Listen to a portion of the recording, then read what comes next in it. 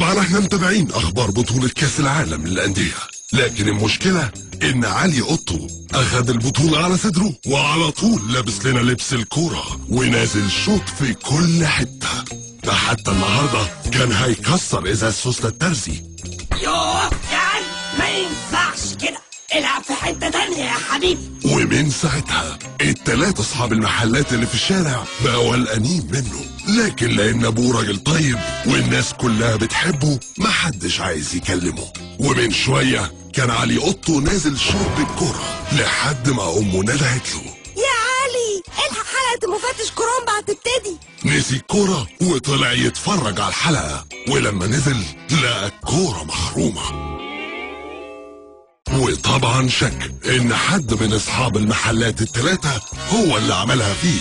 ولما سأل سيد سرسيون بتاع الكاوتش قال: بص يا ابو قطو، امبوسيبل اخرمها لك ازاي وانا لسه نافخها لك؟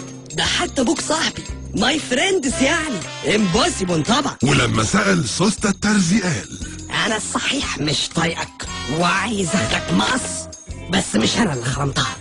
على العموم لو عايز هات اعملها لك كرافته. ولما سأل سلطة الكلبجي قال: لا يا سيدي ما خرمتش الكورة، ده انت حبيبي.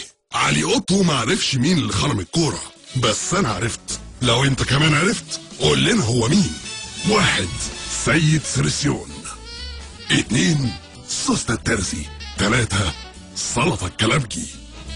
اتصل من مصر على 09191 من اي تليفون ارضي او على 2375 من اي موبايل، او ابعت SMS على 91174 او اتصل من سوريا او ابعت SMS على 1695. تكسب $1000 اسبوعيا. ايوه $1000 اسبوعيا.